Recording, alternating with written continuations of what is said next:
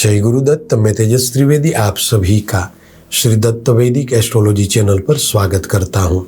भास्करस्य यथा तेजो मकरस्थस्य वर्धते तथैव भवतां तेजो वर्धयामिति कामयेत। उदारता, दान एवं धर्म पारायणता के इस पावन पर्व मकर संक्रांति की आप सभी को ढेर सारी शुभकामनाएं। प्रिय दर्शकों, हमारे धर्म शास्त्रों और पुराणों में मकर संक्रांति के पावन पर्व का एक अलग ही महत्व बताया गया है।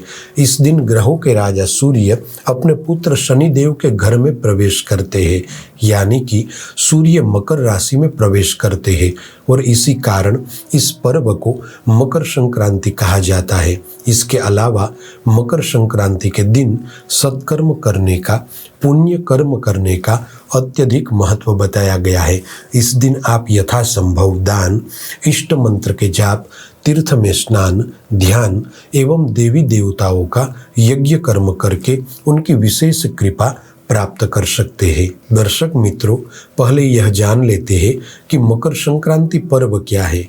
देखिए, भगवान सूर्य नारायण एक राशि में एक महीने तक रहते हैं, फिर दूसरी राशि में परिवर्तन करते हैं और इसी तरह साल के 12 महीनों में 12 राशियों का चक्कर लगा लेते हैं, यानी कि एक वर्ष में 12 संक्रांति होती है, जिसमें 6 महीने तक उत्तरायण रहता है और 6 महीने दक्षिणायन।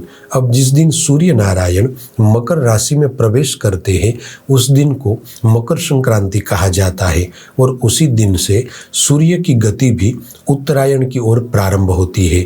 धर्मशास्त्रों के अनुसार जब सूर्य देव मकर राशि में प्रवेश करते हैं तब चराचर जीव सृष्टि में एक तेज पुंज का व्याप होता है। अतः मकर संक्रांति के दिन हमारे द्वारा किया गया सत्कर्म अनंत काल तक अच्छे फल देता है। अगर पुराणों में देखा जाए तो आज से हजारों वर्षों पहले की बात है कि जब कौरवों और पांडवों के बीच कुरुक्षेत्र में युद्ध चल रहा था और उस समय युद्ध के दौरान अर्जुन के द्वारा पितामह भीष्म को बाणों की सैया मिली, तब कुरुक्षेत्र के मैदान में मृत्यु की सेज पर पितामह भीष्म मृत्यु की प्रतीक्षा कर रहे थे। पितामह भीष्म को इच्छा मृत्यु का वरदान प्राप्त हुआ था, किंतु पितामह भीष्म प्रतीक्षा में थे कि जब मकर संक्रांति का पर्व आएगा तभी मैं देह का त्याग करूंगा, क्योंकि मकर संक्रांति के दिन सूर्य उत्तरायण में प्रवेश करते हैं और जिनकी मृत्यु उत्तरायण में होती है उस पुण्य आत्मा को अवश्य मुक्ति मिलती है। एक और भी प्रसंग श्रीमद् भागवत में बताया गया है कि जब राजा भगीरथ द्वारा उनके पूर्वजों की मुक्ति के लिए की गई कड़ी तपस्या के फलस्वरूप माँ गंगा का अवतरण जब पृथ्वी पर हुआ, तब मकर संक्रांति के दिन ही वे बंगाल में स्थित सागर में सम्मिलित हुई और तब से पश्चिम बंगाल में मकर संक्रांति के पर्व को गंगा सागर के तट पर धूमधाम से मनाया जाता है। प्रिय साथियों, हमारे भारतवर्ष को विविधता में एकता का प्रतीक माना जाता है, क्योंकि हमारे यहाँ सभी धर्मों के त्योहारों और उत्सवों को बड़े ही आदर तथा सद्भावना से मनाया जाता है। मकर संक्रांति का त्यौहार न केवल सकारात्मकता तथा ऊर्जा का प्रतीक है, बल्कि ये विभिन्न राज्यों में अलग अलग तरह से और अलग अलग नामों से मनाया जाने वाला आस्थाओं का संगम है। अब वर्ष 2025 में मकर संक्रांति पर्व को लेकर कई सारी अलग अलग बातें हो रही है कि 14 जनवरी 2025 को यह त्योहार मनाए कि 15 जनवरी 2025 को। यह भी प्रश्न है कि मकर संक्रांति का पुण्य काल कौन सा रहेगा। कभी कभार अज्ञानता के कारण ऐसा संकट आता रहता है और विडंबनाएं होती रहती है कि त्योहार कौन से दिन या कौन से समय पर मनाए। अतः इसी बात को लेकर आज हम भारतीय पंचांग एवं हमारे मूल ग्रंथ धर्म सिंधु एवं निर्णय सिंधु के आधार पर जानेंगे और समझेंगे कि हकीकत में कौन से दिन मकर संक्रांति के पर्व को मनाना है और मकर संक्रांति का पुण्य काल कौन सा रहेगा।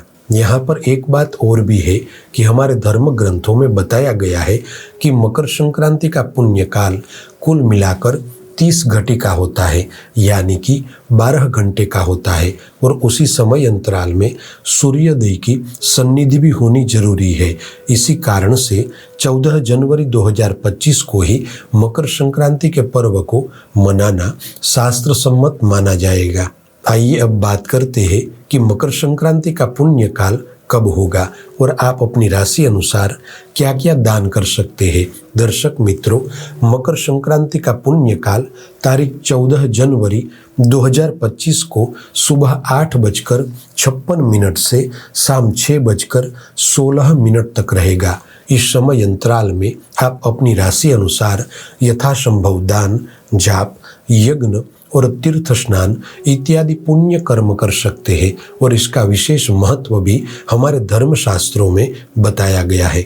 आइए अब जान लेते हैं कि आप अपनी राशि अनुसार क्या क्या दान कर सकते हैं। मेष और वृश्चिक राशि के स्वामी मंगल होते हैं, अतः मेष और वृश्चिक राशि वाले लोग लाल वस्त्र, लाल तिल, गेहूं, गुड़ और खिचड़ी का दान करें। वृषभ और तुला राशि के स्वामी शुक्र होते हैं, अतः वृषभ और तुला राशि वाले लोग चीनी, चावल, बूरा, सफ़ेद वस्त्र और सफ़ेद तिल का दान करें। मिथुन और कन्या राशि के स्वामी बुध ग्रह होते हैं, अतः मिथुन और कन्या राशि के लोग सबूत, मूंग, खिचड़ी, तिल और नीले वस्त्र का दान करें। कर्क राशि के स्वामी चंद्रमा है, अतः कर्क राशि वाले लोग खीर, सफ़ेद तिल, चावल, चीनी और सफ़ेद वस्त्र का दान करें। सिंह राशि के स्वामी सूर्य देव है, अतः सिंह राशि के लोग खिचड़ी, लाल वस्त्र, रेवड़ी, लाल तिल, गेहूं और गुड़ का दान करें। धनु और मीन राशि के स्वामी गुरु है, अतः धनु और मीन राशि के लोग मूंगफली, चने की दाल, पीला वस्त्र और तिल का दान करें।